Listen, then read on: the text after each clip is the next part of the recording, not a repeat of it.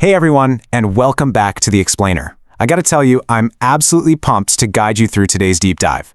We are going to be exploring two incredibly fascinating chemistry concepts that, honestly, at first glance, might seem like they're from completely different planets. We'll be bridging the gap between a classic, hands-on wet lab purification process and the ultra-futuristic realm of advanced nanoelectronics. So, settle in, get focused, and let's unpack the science behind the scenes. Okay, let's dive right into this. Investigative chemistry is not only about knowing the answer, it is about understanding why the answer occurs. You know, this is really the foundational philosophy of our entire journey today. We aren't just here to memorize facts, we're here to uncover the fundamental whys of these chemical processes. Like, why exactly does a substance purify? Or why does a material conduct electricity? When you start to truly understand the why, I promise you, the entire physical world starts making a whole lot more sense. Here is our roadmap for today. We'll cover investigative chemistry, purifying through crystallization, the step-by-step process, graphene as the wonder material, powering advanced electronics, and finally, the core takeaways. Starting us off, Part 1, Investigative Chemistry. Which brings us right into Part 2, Purifying through crystallization.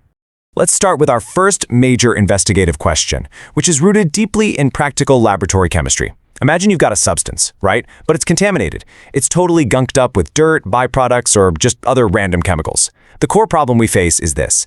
How do we take that impure substance and isolate exactly what we want? How do we basically strip away the noise to find the chemical signal? Well, the answer to that problem leads us to this incredibly elegant purification technique called crystallization. For this explainer, we're going to look specifically at a compound called potassium nitrate, or KNO₃. The secret to this entire process relies on one foundational chemical principle, and that is manipulating solubility. It's all about how much of a solid can dissolve in a liquid at different temperatures. And this brilliantly illustrates the heart of the matter. Think about it like this. Hot water allows for a super high solubility of potassium nitrate.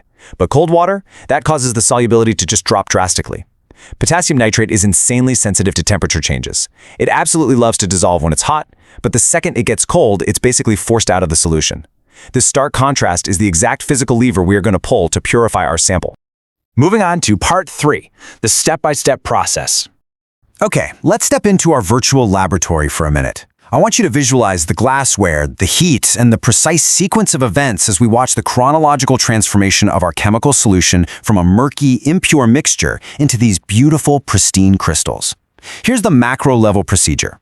Step 1. We take our impure potassium nitrate and dissolve it in hot water. Because it's hot, the KNO₃ easily disperses right into the solution. Step 2. We filter it.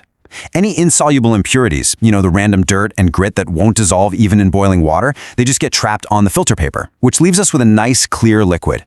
Step 3. We heat that clear liquid to evaporate some of the water. This concentrates the solution so the dissolved KNO₃ is packed way closer together. Step 4. We remove the heat entirely and let it cool, forcing those crystals to form. And finally, Step 5. We separate those newly formed crystals, give them a really quick wash with some cold solvent, and dry them out. Now let's actually slow down the pacing for a second right here at Step 4. Because honestly, this is where the real magic happens. As the temperature transitions from hot down to warm and then to cool, the solubility just plummets. On a microscopic level, the individual potassium and nitrate ions, they no longer have the thermal energy to stay dissolved, so they begin to seek each other out. And if you could watch them, you'd see them locked together in this perfect geometric harmony, building a flawless, highly organized crystal lattice. And the impurities, well, they have totally different solubility, so they just get left behind in the remaining liquid. The end result is purely structured potassium nitrate. All right, Part 4, Graphene, the wonder material. Let's completely shift gears now. We're moving from the wet chemistry of solutions and crystals straight into the cutting-edge, highly structural world of advanced material science. We just talked about how ions built structures, right? Now let's look at one of the most remarkable atomic architectures ever discovered by mankind. Meet graphene. By definition, it's a single layer of carbon atoms arranged in a two-dimensional hexagonal honeycomb structure. Imagine taking a regular piece of graphite, like literally the lead inside your pencil, and peeling away just one single atomic layer. What you're left with is this perfectly organized repeating network of hexagons. It is structurally beautiful, man, and that beauty translates into some immense power. Because of that flawless honeycomb lattice, graphene possesses what I basically like to call technological superpowers. I mean, check this out. It has excellent electrical conductivity. It transfers heat with incredible efficiency. It is exceptionally strong, yet remarkably lightweight. You can bend it with extreme flexibility and it won't break. It's the thinnest material imaginable, literally just 1 atom thick, and yet it still provides a massive surface area. This single layer of carbon is literally rewriting the rules of what materials can do. Which brings us to part 5, powering advanced electronics. So the crucial point is this: how do we actually harness these superpowers? Like, why is graphene at the absolute frontier of modern engineering? Well, the answer lies right here. It's all about highly mobile electrons. Because of how the carbon atoms are bonded in that flat hexagonal sheet, certain electrons are free to just zip across the surface with almost zero resistance. This allows electrical charge to move with staggering efficiency. This right here is exactly why graphene is the ultimate candidate for flexible electronic displays, ultra-fast transistors, and advanced nanoelectronics. It's not just a conductor, it's basically an atomic superhighway for electric current. All right, let's take a quick breather and test our understanding. I want to see if we can connect the dots of everything we've just uncovered so far. Let's start with our first act. Think and explain. Why exactly does potassium nitrate crystallize when that hot concentrated solution begins to cool down? If you said it was all about solubility, you hit the nail on the head. As the temperature drops, the solubility decreases significantly. The water simply cannot hold that much dissolved solid anymore, forcing the excess potassium nitrate to separate out of the liquid and lock into those beautiful pure geometric crystals we visualized a few minutes ago. Let's try one more to lock in our knowledge of Act 2. Think and explain what specific structural feature gives graphene its unusual, superpower-like properties. The answer is all in its atomic architecture, a single layer of carbon atoms arranged in a strong hexagonal honeycomb lattice. It's that precise, unbroken two-dimensional network that allows those electrons to just surf across its surface, giving us that unmatched electrical conductivity.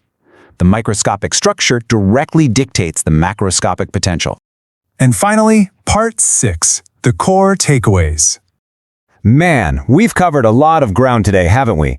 Moving all the way from beakers of hot water to atomic superhighways. Let's move to why and see how this builds a complete picture of chemical investigation. On one hand, we've got crystallization, which is a process. We start with impure KNO₃, we manipulate the solubility through heating and cooling, and we end up with purified crystals. On the other hand, we have graphene, which is a material. We look at its single carbon atom honeycomb structure, we recognize those highly mobile electrons, and we understand its ultimate use in advanced electronics. One shows us how to separate and purify, the other shows us exactly how atomic structure dictates incredible function. Both of these topics really prove that investigative chemistry isn't just about taking notes on what happens. It's about deeply understanding the mechanisms at play. Which leaves me with one final thought for you guys to ponder today. If we can manipulate water temperature to purify chemicals, and we can utilize a single layer of carbon to totally revolutionize electronics, what other hidden potentials are out there, waiting to be unlocked all around us simply by taking the time to understand the why? Keep questioning, keep investigating, and I'll catch you in the next explainer. Like, subscribe, and join us for more amazing videos!